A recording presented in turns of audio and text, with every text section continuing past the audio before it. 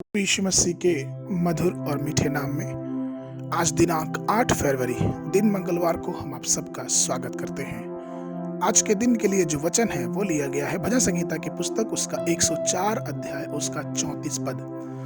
वचन इस प्रकार से कहता है, मेरा ध्यान करना उसको प्रिय लगे क्योंकि मैं तो यहोवा के कारण आनंदित रहूंगा। प्रभु में मेरे प्रिय लोगों, आध्यात्मिक प्रगति के लिए ध्यान एक बहुत महान अभ्यास है और आध्यात्मिक प्रयासों के बीच में इसका एक विशेष स्थान है।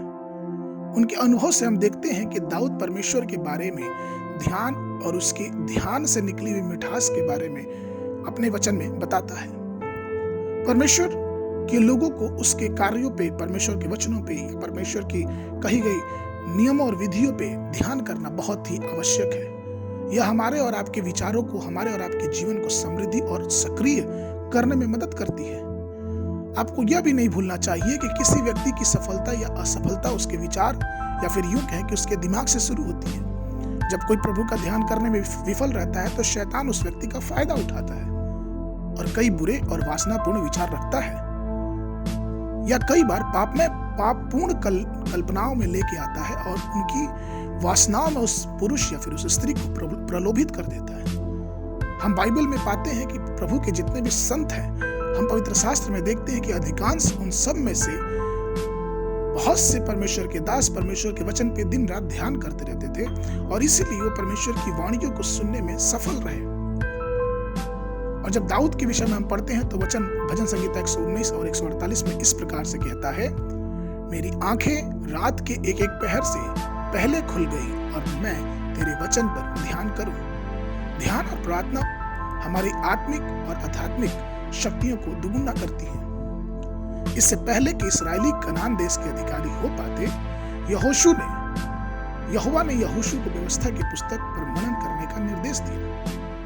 यहोशू की पुस्तक उसका पहला अध्याय उसके 8वें पद में अगर हम और आप पढ़े तो वहां लिखा है, व्यवस्था की यह पुस्तक तेरे चित्त से कभी ना उतरने पाए, इसी में दिन रात ध्यान दिए रहना, इसलिए कि जो कुछ उसमें लिखा है उसके अनुसार करने की तू चौकसी करे, क्योंकि ऐसा ही करने से तेरे सब काम सफल होंगे और तू प्रभावशाली होगा।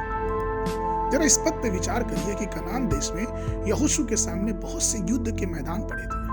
उसे 7 राष्ट्रों से लड़ना था, उसे कनान की 31 राजाओं से युद्ध करना था, जबकि इन लड़ाइयों में शारीरिक शक्ति का महत्वपूर्ण योगदान था। लेकिन फिर भी उस मनोस्थिति को मजबूत करने के लिए आत्मा का मजबूत होना, आत्मा का बलवंत होना बहुत ही जरूरी है। और यह आत्मा की जो बलवंत या फिर आत्मा की जो ताकत है वो परमेश्वर की विधियों पे ध्यान करने से ही आता है। तो परमेश्वर के लोगों, आइए हम अपने जीवन को जागरूक करें, हम परमेश्वर की बातों पे ध्यान करें, मनन करें, क्योंकि उसका ही ध्यान हमारे जीवनों में आशीषों और उसके कार्यों को भरपूरी से लेके आएगा। आज के मनन के लिए जो पद लिया गया वो पाया था भजन संहिता की पुस्तक उसका 39 अध्याय उसका 3 पद। मेरे अंदर ही अंदर जल रहा था, सोचते सोचते आग भड़क उठी, तब मैं अपनी जीभ से बोल उठा। अगर आपने इस वर्ष वचन पढ़ना प्रारंभ किया है तो सुबह के समय लेवास्ता की पुस्तक उसका 4 अध्याय और 5 अध्याय, संध्या के समय मत्ती रचित सुसमाचार 24 उसका 29 से लेकर 51 पद तक। परमेश्वर आप सबको आशीष देवे।